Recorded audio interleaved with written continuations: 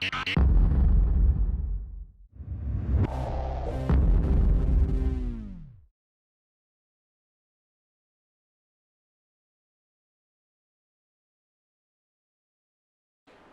you for tuning in to the Okinawa Karate Podcast. As always, I am Josh Simmers, coming from the birthplace of karate, Okinawa, Japan. I find myself today in the home of Patrick McCarthy, Hanshi. Thank you so much for inviting me back. Fourth time. We're going to talk today about a book that, as far as we know, is now available as of us talking live. I mean, October 9th, 2023, is available for purchase on Amazon. So, perfect timing, right? Well, you know, hello. Josh has been in my home many times in the past, and I'm very grateful. First of all, I am grateful. And I know how busy you've been, by the way, and I know how many other interviews you've done and had to produce and get things up, and especially now, I know that you've got stuff in the oven, and we won't even talk about the one we're waiting for. But since the pandemic has opened its doors, the flow of they're coming back. Oh my gosh, yeah. So, and I know how many of you guys you've interviewed just in the last 6 months alone. So thanks for having me on. Well, thank you. So first of all, this is a book that until 2017, I want to safely say that nobody knew he wrote, because if somebody did know he wrote it, at least there would have been some oral tradition. He wrote a book, but we don't know where it is. Right. But there was not. So 2017, one of our, I was going to say one of our members, but he's so much more than that. A dear friend. Actually, I think his International Ryukyu Karate Research Society membership is under 3 digits. I think he's like one of the first 50 or something like that. From 1988 or 89 was Joe Swift. Read everything that he writes. Between some of our early members, Joe Swift, Mario McKenna, Heiko Bittman, these guys are the researchers. They're absolutely fantastic. Great people and wonderful writers as well. But so we're having a conversation. And Joe loves to tease me with tantalizing morsels of information, like, oh, guess what? I'm sorry, I just found this la from a guy named, was his name Kyan Chotoku? And I said, what? So that's how I first heard about the book. And then I can remember thinking, hang on, that's 6 years ago, 2017. And by the way, Joe explains this in his forward, in one of the many forwards in this book, by the way. And there's a part about how did I find out about this book. Joe describes it, and then I think the second half of the book, I also describe in that particular chapter how I stumbled across, and the pathway upon which I walked, leading me down to not just its discovery, but everything subsequent to that as well. But about 25 years ago, my wife and I did a translation from,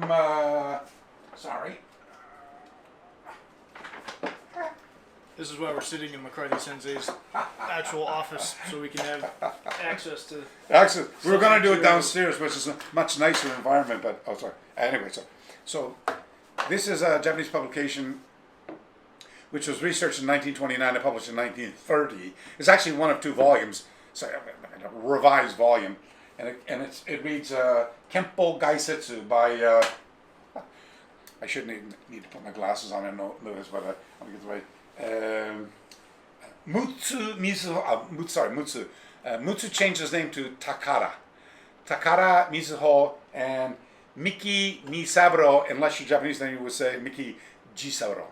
And in this 1930 publication, there's in the back part of it, there's an an article where Mutsu interviews Kyan Chotoku, and Kyan talks a lot about karate and so on and so. So Mutsu wrote in this book.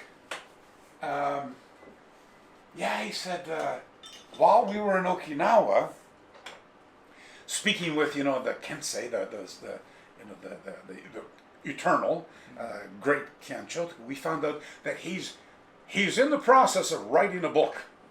So, but anyway, the interview part we translated it, and I published it in. I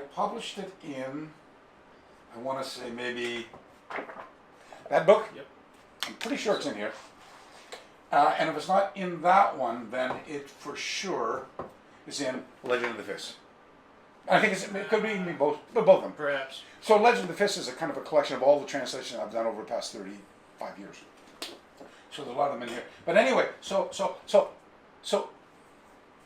after my ears got perked up, and I thought about it for a minute, I went, wait now, I do remember, but reading it by itself and out of context, because nobody knew he wrote about it, I would have just read it and said, well, he didn't obviously write it, so no need to think about that anymore. So 2017, I heard about it. And then, that 2017 and 18, this whole relocating from Australia to Los Angeles for another conversation, by the way, was quite a tumultuous time, to say the very least. So we won't go there. So after the quarantine and all the waiting, I arrived in Okinawa on the 17th of December, 2019, and James Pankwich picked me up at the airport. And the only reason why the dates are so fresh still in my mind was because that's James's birthday. Don't forget, James Pankwich's birthday on the 17th of December. I did not know that. He's only 29 years old. Remember that type of thing as well. So, and that was it. And so, I'm not losing track. There's a little backstory. So, when I get my ass parked in Kume, where I was living at the time, I spoke to Joe, because I had seen Joe. We'd sat down and talked about this in Tokyo, and he says, when you get to Okinawa, don't forget to, reach out to your friend. And Joe met him through me in the first place, and he said, Hokama Sensei's got a copy of the book, and I went, really? So I said, okay. So I go to Hokama's place, and we've been friends for 40 years, he and I used to do the little research trips together. And just as a matter of, that this culture is not a direct culture. Right? Western culture, Eastern mindset, we are very direct and confrontational. They are not, they're. And so he and I used to go out and research missions together when I lived on the mainland. We come down, and he'd say, okay, today we're going to go visit the cousin of Chibana Choshin, the son, the grandson, the daughter and grandson of Yabukensu, and we'd knock at the door, pre-internet, and Mr. Hokama said, in Japanese he would say, oh, hello, very sorry to bother you, Mrs. Yabu. I am Hokama Tetsuhiro. I'm a high school student over here at Tomari High School. Can you imagine saying this in English? I'm a very safe person, so you don't need to worry about me. Try that one back home without getting shot, what I'm saying? Boom! And then my foreign friend is a Canadian from Canada. That's where Canadians are from. They're from Canada. And he is a historian researcher writing a book about your father, grandfather, cousin, whatever it was. They cannot speak English. Would you mind if we spoke Japanese. to you? Yes, well, I can't speak English anyway. And he said, he can't speak Japanese, so would you mind if we asked you, oh yes, please come in, like that, right? Welcome in, sit. An hour into the interview, I'm going, and she goes, he learned Japanese very quickly. Yes, he's a fast study, So we had gone back a long way together. So we were happy, and it was the first time I'd seen him in many years. And he said, we had tea, talked, and I said, so where's the candle? He goes, oh, right here. And you've been in this place. You go upstairs. Where he's a little. He says, just there's a pole there. If you look on the other side of the pole, he's got all kinds of scrolls hanging down. If you move the scroll off to the side, that's the Kyan book. I went, oh my god. How long did he have it? Okay, so we found out that he was the first guy to get it outside of the little circle. Okay, so that's two questions in one there. How long did he have it, and how did Mr. Swift? Okay, so let me just jump. Well, Joe and Hokama Sensei are very good friends. So he learned about. Joe has collaborated on projects and vice versa. Sure. Yeah. he's written forwards for Hokama Sensei. Hokama Sensei has written forwards. They're good, and they're good and dear and old friends anyway. And of course, they both have a passion for Kobudo and Goju-ryu as well. So in spite of their passion for history and books, they're just good friends anyway. So in the old days, back in the early 80s when I used to come to Okinawa the first time, we were very, very limited for where we used to get. On the mainland, we used to go to the National Archives, or the Budo University where I was. And the Budo University was rather limited. Budo University limited for books on Budo, but it was true, at least on karate. But the National Archives had everything. But the problem was it was all on a microfilm in those days. And you couldn't look it up like you can look things up today, right? And so, it wouldn't have been the first time that the both of us had spent literally hours studying microfilm to find things that were not listed in an order that we could capture them quickly. Mm-hmm. Anyway, so in Okinawa, we would go to Ginon to, I don't know what they call it. It was used to be the old Gajimaro, but then they called it the Shorin old bookstore with Takeshi-san. So, and we knew him very well, and I don't know how many thousands we've spent in his store over the years. But he was also very good friends with Kinjo Hiroshi as well. And in fact, he had a wonderful penchant for Kinjo Sensei's work. He was always, do you have any Sensei's work, And I said, yeah, sure. And I said, they're all signed copies. Oh, yeah, what can we, make a deal, right? So, anyway, long story short is, I went there. And, sorry, let me back up a little bit first. So I'm at Hokama's. He allows me to take pictures, stuff like that. And he says to me, he goes, on that particular day. Now, I don't have that day fixed in my mind, but I searched it. It's in the book. You can read about it in the book. I go through a chronology of how I came into this. We're just doing the Reader's Digest version now, but in the book, I've taken the time to check the dates and so on. So you can see, the Mitsu Mizuho, the 2017 conversation with Joe, and the little tidbits that he was sending me, by the way. The fact that Hokama Sensei had it, my visit to Hokama Sensei's, getting the copy there, and then Hokama Sensei sending me. As fate would have it, look in this evening's Ryukyu Shimpo, there's going to be an article there that talks about this discovery of this book, and that it's going to be released at the Okinawa Karate Kaikan the following day. Yep. And I went, wow. I remember that. I said, wow, okay, great. So anyway, I thank him. I go home. It's great. And I'm so forgetful. If I don't have my little day timer with me, my brain, And it's funny. I can cite dates from, Teijin Soku, 1683. Yes, you can. I gotta, Hokama calls me the walking encyclopedia. Yeah. McCarthy knows everything, But I couldn't remember what I was supposed to do this evening. And Yuriko says to me, goes, you're having dinner in Omoromachi with Senor Miguel de Luz. God, I forgot about that. So, and by the way, we're living downtown, right? So I jump in a car, I go over to this fantastic eel restaurant in Shintoshin, just behind the library, just behind the museum over there. And not far from Miguel's place, and we meet, and we have a talk. And it was a dinner that had been postponed because my dear friend Hanshi Borkowski had given me a small gift that was supposed to be given to Miguel, and I consumed it. It evaporated in my den somewhere, So. If it was not sealed properly, that was the problem. And so I invited Miguel out. We sit down, and he says to me, he goes, yeah. He said, they're literally launching tomorrow. So just come on down to the Kaikan, and you're welcome to take pictures. I'm like, great, thanks. The same piece that Hokama Sensei had. Okay, so I knew I had, of course, now we know about the book. I mean, not his actual same one. No, but we know about the book. And I don't know if it's the original book, because Hokama Sensei, that's not an original book he's got. It's a scanned, and I want to say, judging by first-hand experience of me copying, him allowing me to copy, the copies that he's got pasted up on his board there, they look to me as if somebody's taken the paper, put it on the scanner, press the button and scan it, take it off.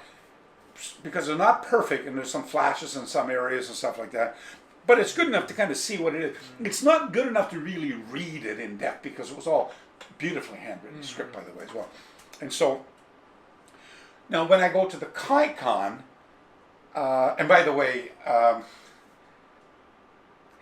ask me about, I hope there's a question in there somewhere, did you have any problems? Okay, I will come back to this part about the politics and the, everybody and his brother saying, oh, you must have permission, all that type of stuff, right? And anyway, I go to the Kaikon and say hi, jump inside to McGill, and I get on. I'm thinking the pictures are behind protected glass in the museum. So I walk right past them on the lobby, ignoring them. Huge boards, right? For everybody and his brother looking. Yeah. And I'm going in, and we get a little bit of a discount because we're living in Okinawa, opposed to tourists. That's only 100 yen anyway to go into the museum. I go into the museum, I can't see anything. I go out and ask the guy, why would the guy working at the desk know anything about it? I mean, he only works there. He goes, so I went, okay, geez, I'm going to go back and ask McGill. And as I'm walking back up the lobby, I look and I go, those sandwich boards out in the lobby. Standing up on easels, basically, across from the merchandising, up from the restaurant, outside before you get to the main exit. I go, and I look at him, I go, oh my God. There's the secret, and I had a copy of the newspaper, the morning version of yesterday's, and it was slightly different than the one before. And it has a picture of Sonohara Ken, who was the one of the, I guess, the senior guys in the karate promotion division of the Budokan. And then he's standing beside the panels, I guess, talking about them, and in Japanese he's saying, these are this, and the discovery is this, and I hope all people living in Okinawa will come to see this and enjoy the experience of one of our karate eternals. Yeah. and I went, wow. Okinawa. And his contact details with them. So I went back to McGill. I said, geez, sorry, I thought they were in a museum. And he goes, so before he said, in a museum. Okay, you might have to ask permission then for that. And I said, Harry, they're in the lobby. And he goes, really? And he goes, oh, I guess it's okay to take the pictures, right? I said, I guess. But he said, but politically, go ask for permission. I went, okay. So I went back home, and I called the number. And in Japanese, I said, hi, this is who I am. And they said, oh, hello. The girl spoke reasonable English to me. She goes, and what do you want? I said, well, I just want to go take some copies of photographs down at the Karate Kaikon for this. She goes, oh, photographs.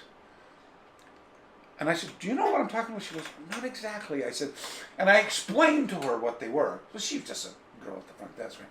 So she says, well, hang on, I'm going to see if Mr. Sonohara's in.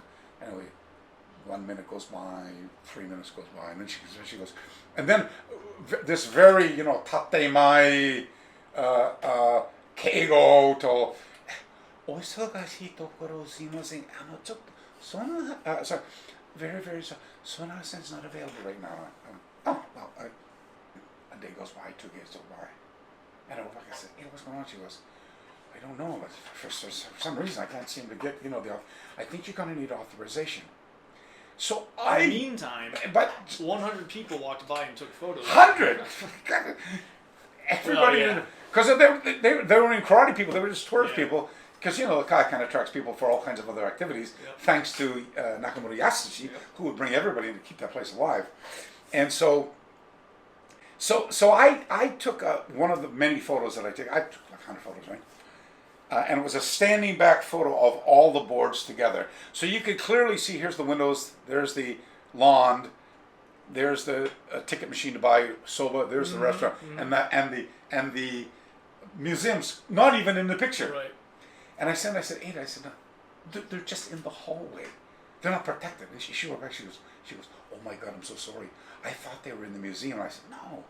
And she said, just go and take the pictures. I'm sure it can be fine. I said, great. So by that time, I already taken the photographs anyway.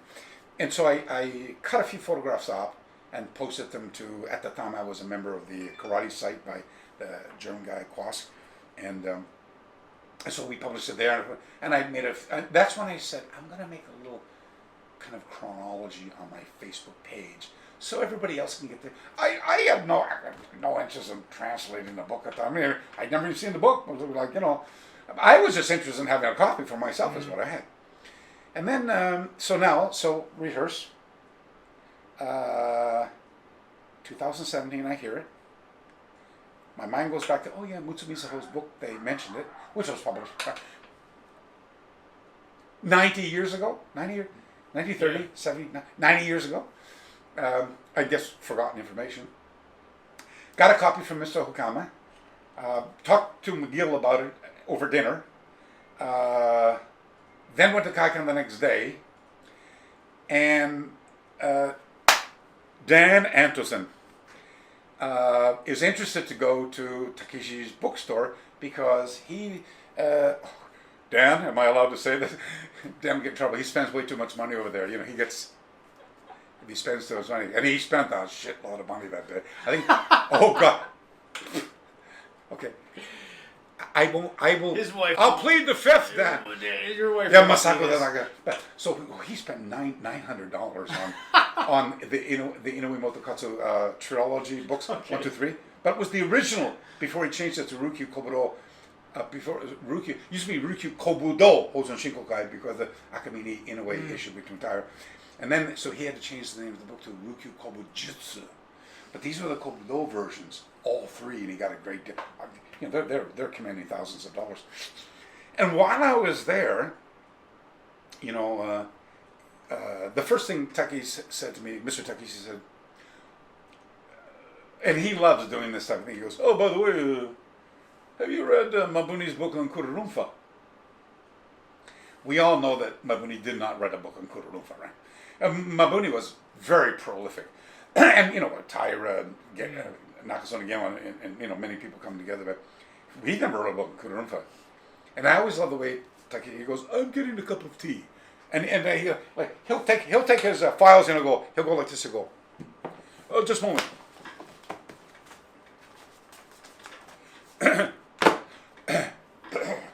I'm going to take a cup of tea. I'll be right back. You know, and I go, "What's this?" And it's Mabuni Kenmo's book on Kururunfa, which nobody's ever seen before. And I went, "Oh, jeez." And he comes back and he goes, "Have you taken the photos?" And I went, "No." and the interesting part about the book on Kururunfa is it's incomplete. You know, you have this sequence of photos, you know, Kururunfa does this, and you do this, and you know, they're not all there. And the applications are not all there. Like there's actually physical spaces in the book that are not there. So someone has taken what was available. I said, "Well, he's dead. They're not here. Let's publish the book for posterity anyway." And that book had one volume. And it was the volume that was allegedly going to be work for me in the future. And it never did get work. And I was going, "Well, let's talk business. How can I get that?" And he goes, "You already have, don't you?" And I went, "Okay." And he said, "What did you bring with you today?" Yeah. And of course, I always bring, you know, stuff. And, you know, Kensei Sensei graciously gave me many books and, you know, signed them all. And I said, "Well, I've got a signed copy of this. And I've got," he goes, "Do you have Tote Kara Karate Ma there?" I went, "Yes, of course I do." "Signed?" "Yes, of course I do." You know, from Tote to karate. And I went, which is a book that I was supposed to translate long ago. And but you know, between the Gekkan Karate republications and all that, just there was such a volume of work, and the direction in which my research was heading was not necessarily to copy what Kensei Sensei done. Love him to death. I mean, he was the most wonderful mentor in the world. But look, my karate is not the same as his karate.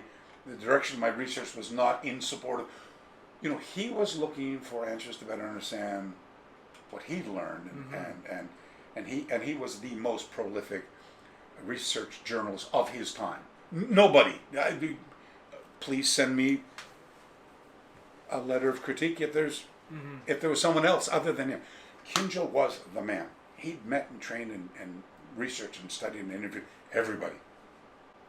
But that's not the direction I was heading in. I was always captivated by functionality or the lack thereof due largely to these overly ritualized templates which have become karate. And then, this whole reverse engineering thing where, I hope we're not going to get off. I'm going to come back to Kyan. One of these days. We've got 3 hours of day. No. So we're coming back to the Kyan thing. All the stuff that Kinjo Sensei did in Kyan, that was very impressive. So as I started going back through my collection of Gekkan Karate magazines and a bunch of the old research there, it all started leading me back to Mutsu's work. And I'm thinking, I remember, and I used to, when I first started the International Karate Research Society, we used to do a quarterly journal. And we did the quarterly journal for like 17 years or something like that. So I've got all those years worth of journals. So I've already published lots of stuff on Kyan and two of my favorites in the past. So I had already been interested in his work. And of course, my teacher, Richard Kim, was a noteworthy historian as well. And his books about those warriors talked a lot about, book we talked about earlier today, had also talked about Kyan Chotoku. And so he was not a person that I was not double negative, stay away from. I of course I knew who he was, but I needed to get, and I said, oh my gosh, we already did another 1942 interview from Okinawa Times, which was called Karate no Omoide, My Memories of the Art of Karate. And I went, gone, and I said, oh my gosh, I forgot. I also did the 1936, I call it the meeting of the masters. It was a roundtable talks. And it's funny because karate here is, this month, eh? Yeah, this month, The 25th of October is official Karate Day. Yeah. Now, what everybody else doesn't know is, that's not exactly right. But that's what everybody says, so we're going to go with that. But the Showa Kaikan was hired to host the meeting by Ryukyu Shimpo and Ota Chofu at the time. But what a lot of people don't know is there was so much construction going on and the weather was so bad that day that the noise in the building was so bad that they postponed the meeting. They canceled the meeting. And they had the meeting the next day at another Kaikan, all of which you can read in my book, by the way.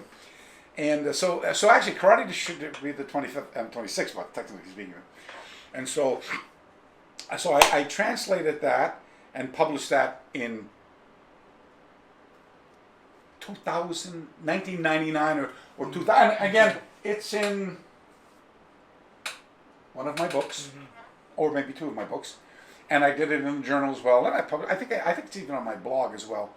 And now here's a tidbit for all of you guys who are like me, are crazy about the history of what brings us together.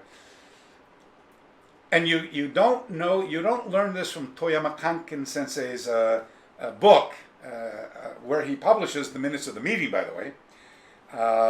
Christian Bellina, I know, Christian's going to be here, by the way, from Vienna, who published Toyama's work. He said, but there are actually two more parts to that. There's an interview with Miyagi Chojun, separate interview that, and there's also some commentary by Motobu Choki. But my dear friend Joseph Charles Swift will be bringing that to your attention, hopefully sooner than better. I'll wait for him to publish it, and then we'll put it in the revised edition of Kyan's book as well. So, but it's funny how there's so many the pathway is this way, but there's all so many side roads that are related information that you just have to have. And I would be traveling in this direction on a targeted piece of history or information, and they get sidetracked over here by this other piece of information, and I would go down that rabbit hole, and oh my God, and this and this and this, and I can't. I either got to write a whole book on this, or I can, which is the same as this Kyan book, and I'm going to come back later and tell you why it's only 324 pages. It was supposed to be like 200 max. It was just so much more to go in there. But anyway, so hear about it, 2017. Get to Okinawa, go to see Hokama Sensei. He allows me to take copies, have dinner with Senor McGill de Luz in the evening, find out more. Oh, sorry, read it in the afternoon. Then in the morning, I get the morning newspaper. I go to the Kaikan, take the photos. I go to the Shorin bookstore. that's where we are right now. I'm negotiating for the Kurumfa book, and he goes, oh, he said, oh, can I get up out of frame for a minute? Yes, absolutely. Hang on for a second. Uh-oh. I'm going to have to talk to him. He was a guy who helped me. Brian Arthur, thank you very much. I could not have done, I don't know how many times I'm going to say this, but I'm going to tell you. I could not have done, and we're going to get to this sometime. We have 3 hours. But not anymore, we don't. Oh, no. Just quickly, irrespective of what they say of Kyan Chotoku, he was like, I'm going to use, like, say, is our audience mostly Americans? Yes. For the lack of a better description,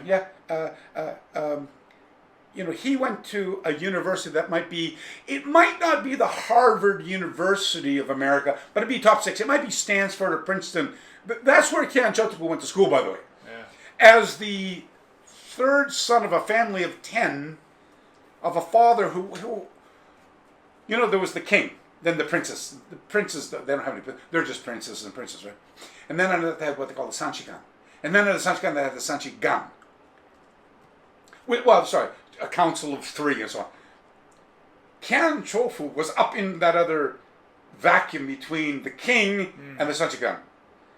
They listed him as a Sanshikan on one of his trips with him. But I mean, he was, I don't want to say butler or chamberlain, but he was his right-hand man. Chief of staff. I mean, he would be the chief of staff at the White House, so to speak, right? So, they call Kyan, Inakade, more, Inakade means, what's Inakade? I don't know. But country bumpkin-roo. He's just, he's just out from the country. His karate's no good. Okay. His karate is magnificent. I've got to talk about my karate, the original 1932 book, because it was published at the same time. It was actually published at the same time that, and Motobu Choki's 1926 book. I brought this one up because our friend Greg Linquist was just here. Linquist Hanshi, nice to see. And this, Jim Logie, him, and Oyata Sensei. I got this 1981 New Orleans USK Grand Nationals on a little table with Oyata Sensei. Wow. Yeah, I don't know how many of those. There's a number of versions, but anyways, Shokimoto was. And I'll talk about this because I want to talk about how identical Kyan stuff is to his cousin. Yeah. Did I say cousin? Yeah. Sorry. Motochoki was the cousin. Blood, not marriage. Blood, cousin. Born the same year, died within a year of each other. All had the very same teachers. The problem is we don't know a lot about what... Okay, this is the part I'm going to get in trouble. So we have established the pathway all the way up to being at Takeishi's store. And me dangling the book, and him going, he's already gone for his cup of tea, by the way. He then goes like this, he goes, I have to go for another cup of tea. He drops that on the table. Now, Dan Anderson is lost on aisle 47 on shelf 9. Yeah. Yes, you were, Dan. In his pursuit of spending almost $1,000 that day in the store, and he leaves this here, and I look at it and I go, what the heck is that? Because I really didn't know that. I didn't know that it was.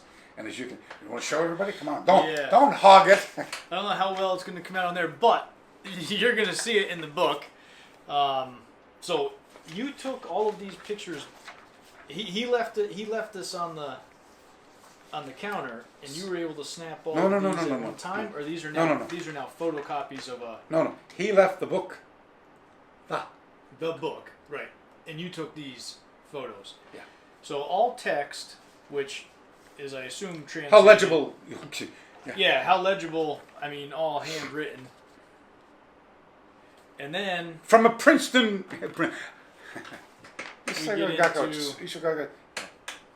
Highly. Yeah. And don't forget a lot of the script there is photos. A lot of the script was Sensei. Old school script, and so there's in Japanese, we have this thing in Japanese language called harage. Hara is a stomach, ge is art. So stomach art means nothing to us, but Japanese language It kind of means communication without words.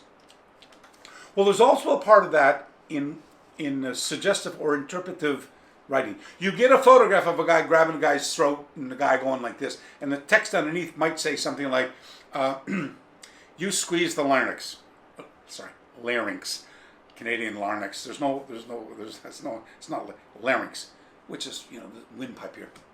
So, but you don't know how he got to that. You don't know from what context it happens.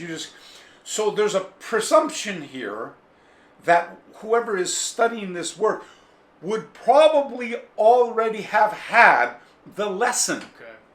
And that this then, like the Bubishi 48 and many other parts of the escapes and counters on, this is culminating a lesson you would have. This is not an introductory to. This is not an introductory learning kata. Right? Yeah. Yeah. So anyway, this is a. So I. Dancing. What are you doing? I said, "I'm nothing. Go ahead." Now, who's the gentleman with Kyan Sensei? Yeah. Now, who is that? Right. So there's. I'm just to show you this. So transparency. So I'm thinking to myself now. He. At the time, was unknown. Hokama didn't know who he was.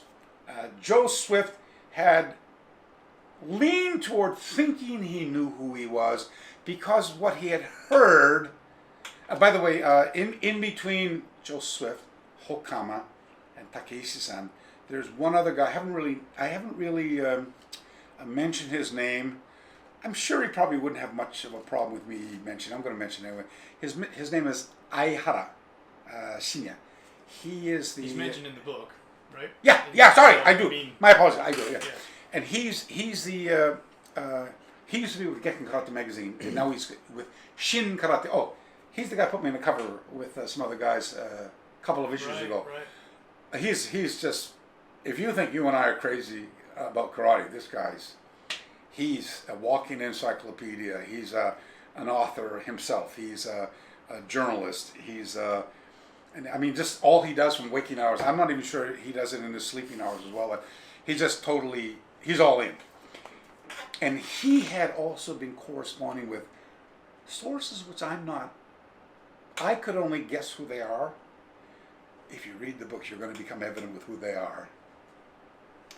And he said he thinks the guy in there, back up a little bit.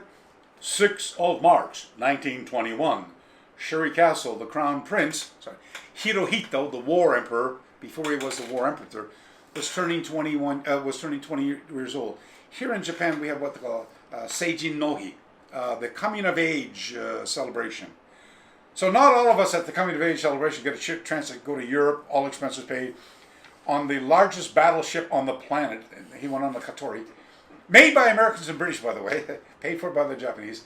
On the two battleships was a Katori and a Kashima. Just like Katori Shintaro and Kashima Shintaro, right?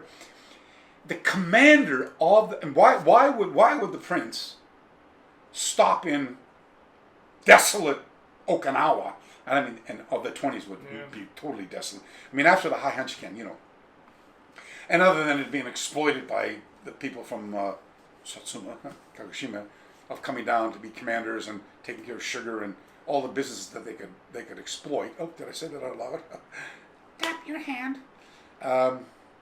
Nobody would be interested in visiting Okinawa. It wasn't a tourist resort area like it is now. And so why then would the soon-to-be Emperor of Japan be visiting Okinawa? Good question, you ask.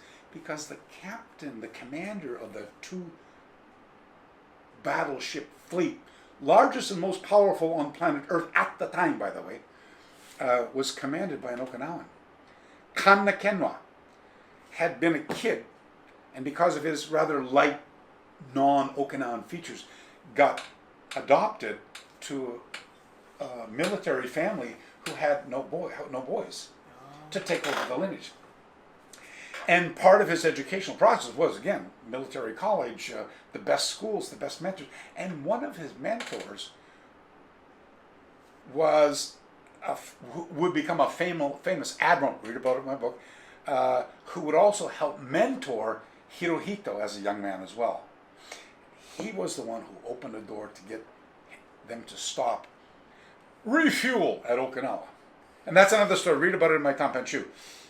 But going there at the time, huge, in addition to planting tree ceremonies, seeing some of the Okinawans, a couple of glasses of awamori, watching some odori, listening to some sanshin, all the things that visitors do. It was also a trip up to look at the former king of Okinawa's former residence and the castle, where there was eisa, dancing, taigo, drum beating, and martial arts demonstration. Now, there were many people practicing it. Kyan Chotoku is believed to be one of the people, along with Matayoshi and so on, demonstrating that day. But the only photograph that we can get our hands on right now is a photograph by Funagoshi Gichin, who's sitting down, with a half a dozen of his school students, Nabe school students, and they all have like a white top on and hachimaki and what looks to be like kind of hakama, pulled up hakama, and then there's two little inserts. No, it's not a sato or itosen. And it's Wada. There were two former teachers from the school system who made it possible for karate to be in there in the first place. But we believe that Kyan Chotoku's partner here might be Mr. Kuramoto, who is also in the same photograph of the 1921. We just have not accurately identified him. Oh, I've enhanced all the pictures. And by the way, I've enhanced the pictures, cleaned them up, and colorized them for the publication. By the way, this is a very good photo right here. Yeah, I've enhanced that. Oh, gee, don't lose my order. I'm not.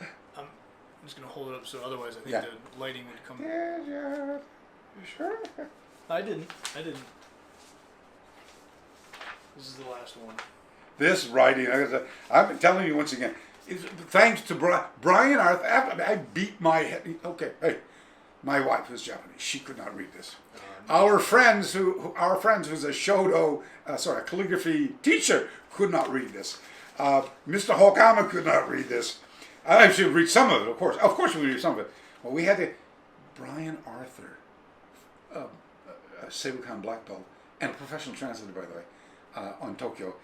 He transliterated this from old script into Japanese. And once it was in Japanese, but then we could do translations. Brian, once again, thank you. Now, you asked me, do I know the guy's name? So, Patrick Sensei told me it was Kuramoto, right? Kuramoto. These books, do you know these? Yeah. Yeah, okay. So I didn't get a copy, but... Yeah, well, nobody did, because so these books, there's a series of these books. There's this one is the Sui Tumai, or Shiri Tomarite, lineage for the Shorin stuff. Then there's the Goju stuff, there's the Kobudo, the Weichiru books. The karate promotion group in the Budokan did I can't tell you how wonderful job. Enviable work. Translations of the English, absolutely done, absolutely magnificent. So, but if you want to get one, don't ask me. I was gifted these books by one of the most senior guys here. So, but anyway, so in this book, and I described this, by the way, in my book. In this book, as I was going through it,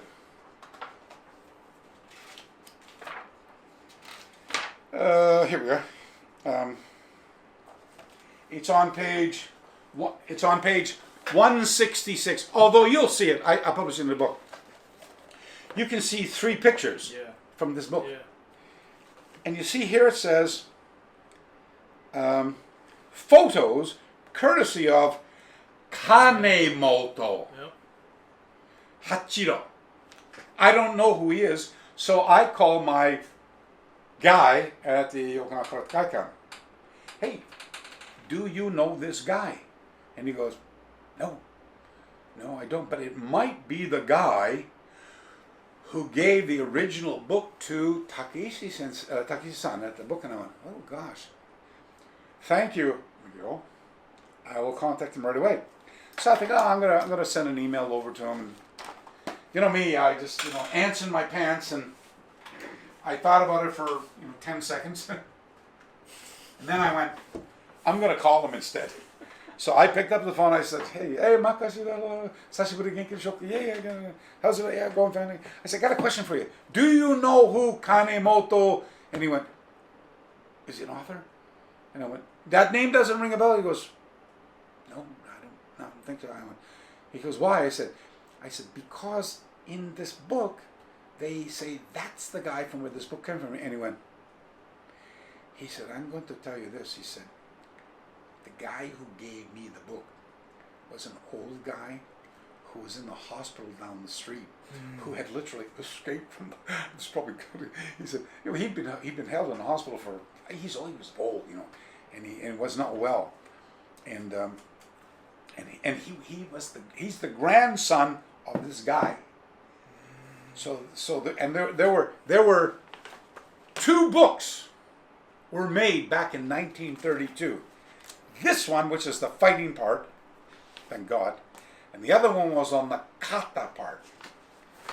And here's what Mr. Takeshi told me, which Joe Swift knew as well, which is how we got talking about that in the first place back in the day. Because I was going, hey, where'd you get this book? Who's it from? I want to know everything. I can't tell you. I'm sworn to secrecy. I'm not. So the interesting part about the Bubushi, and I'm just going to, you'll see more of these in the Bubushi. So these are a couple of acts of physical violence. This is a rear bear hug. This is a rear, you see at the bottom, my glasses on? Rear over the arm bear hug.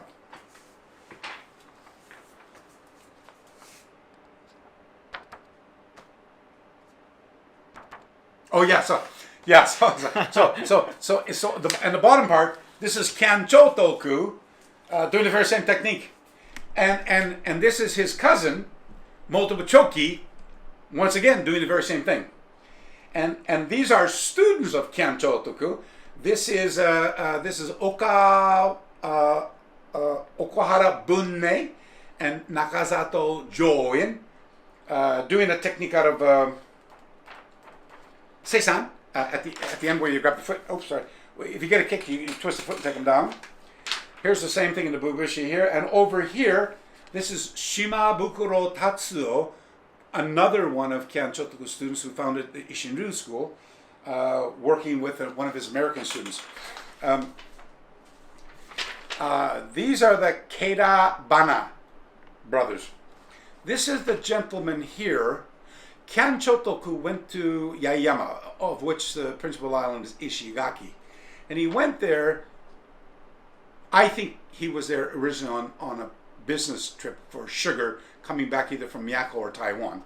But we'll talk about that in volume 2. And when Kyan went there, he'd heard about, the famous Tokumini Peichin, and he wanted to learn his bow. But he'd already died years earlier, but the news had not come out. But this guy was either the warden or the caretaker or the landlord of where Tokumini had remained for the rest of his life. And he had learned the Bojutsu from Tokumini. Now, passed on in his family, I was lucky, a dear friend of mine, who I've known since I met him in my first seminar in Copenhagen, 1995, Lars Anderson.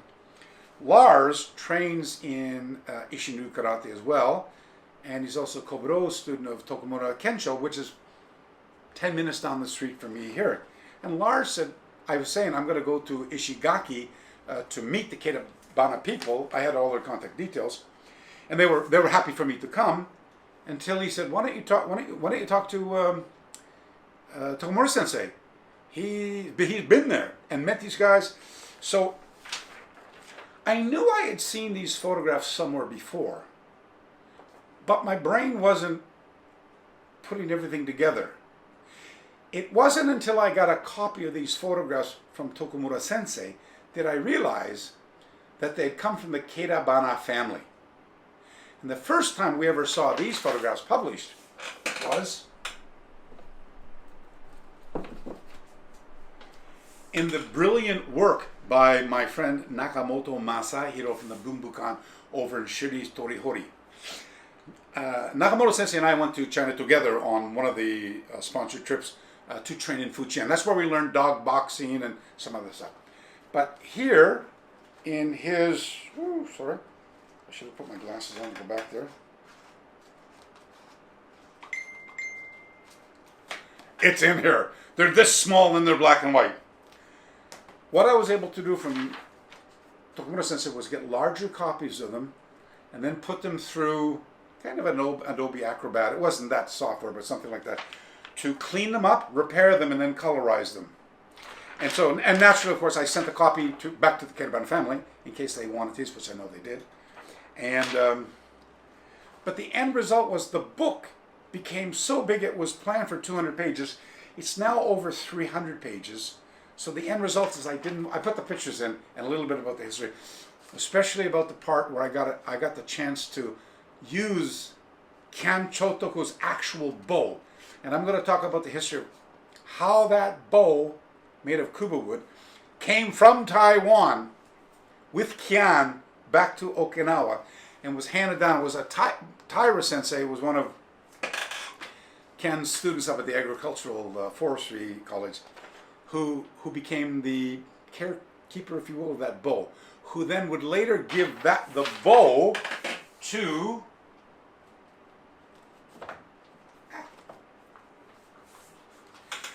the guy who wrote this book. So about 12 years ago, a gentleman by the name of Ire Hiroshi wrote a book, and it was called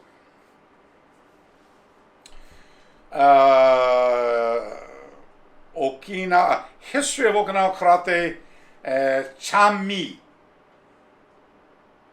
So, Chanmi, as you know, Chan is how you, in Okinawan, Uchinaguchi is how you say the word Kyan. So they say Kyan. And Mi means I, and Gua. Gua is a really funny little suffix. Sometimes it can mean small, sometimes it can mean possession, that you possess something with the grammatical structure.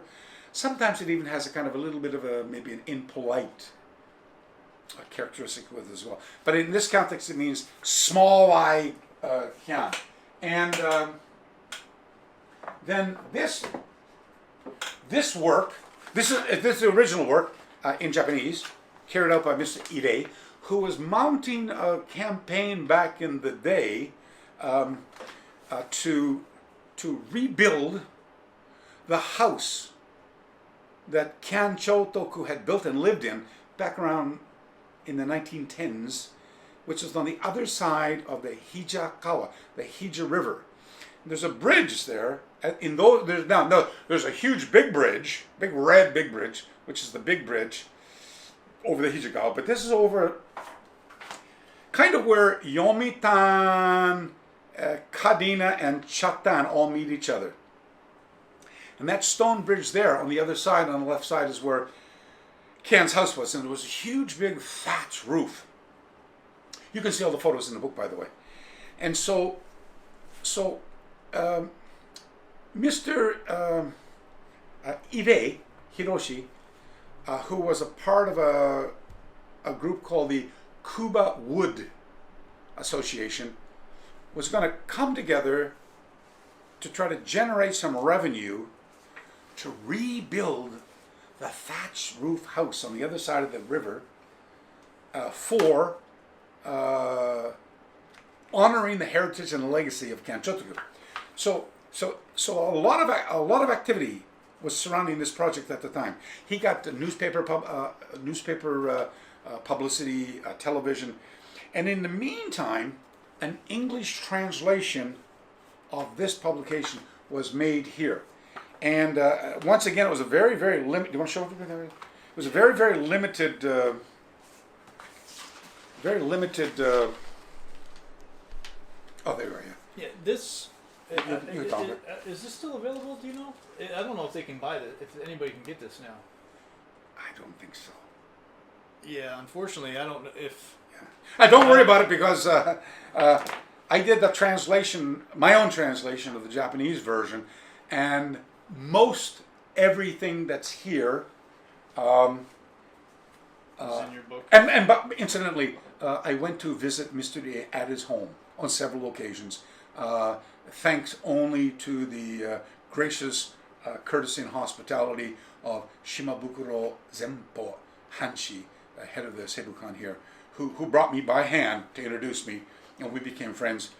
And sadly, he had contracted cancer, and was, he was a big, robust man at one time, and even between I think the second time and the last time that I saw him, only months before he passed away, he had withered away to very sad, and he was a wonderful person. So Irei-san gave me.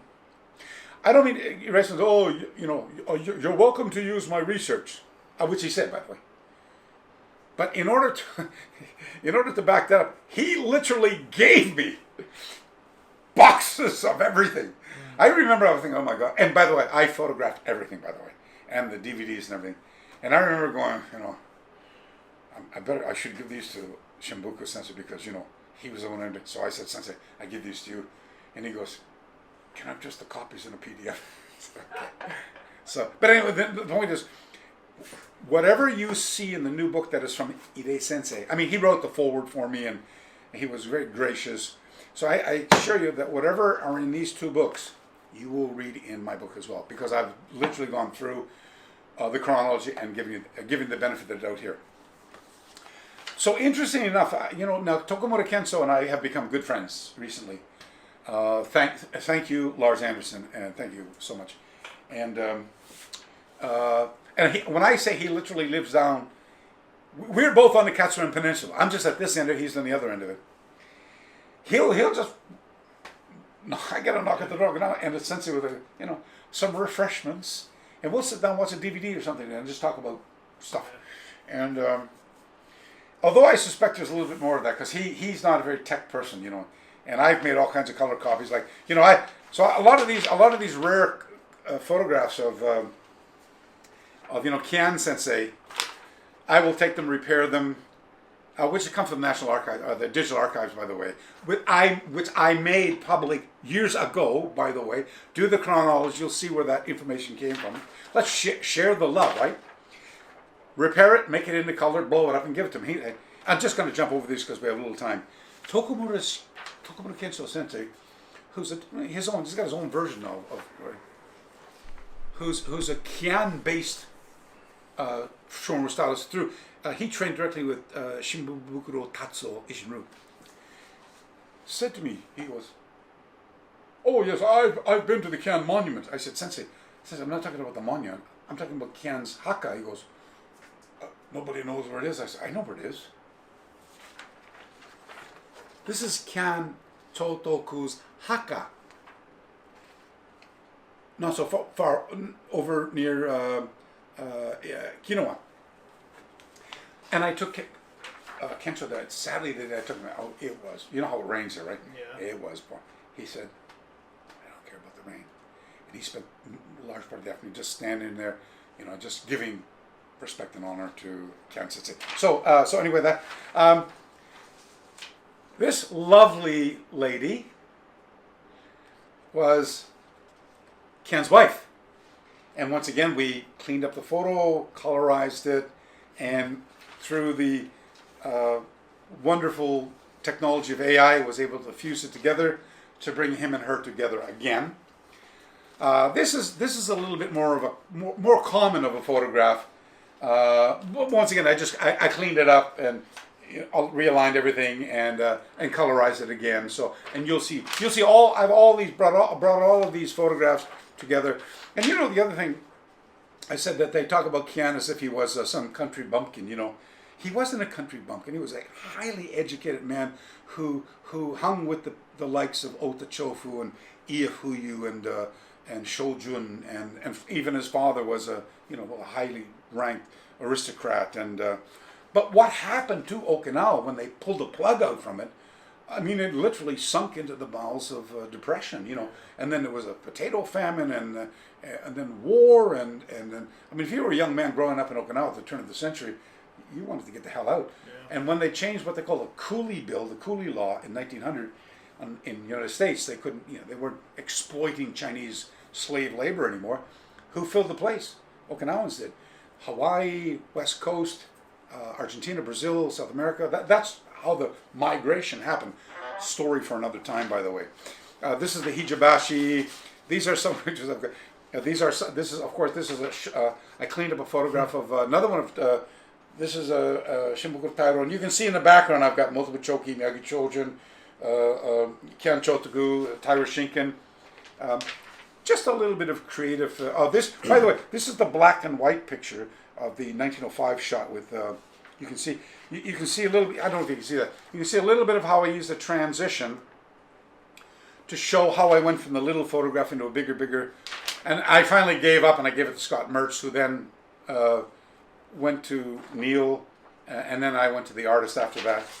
This is a more of a kind of an aerial shot of Hijabashi, Hija Bridge over the Hijikawa.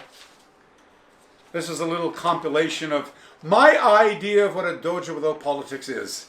It's every one of the karate pioneers that you can imagine all together working in the Korukan.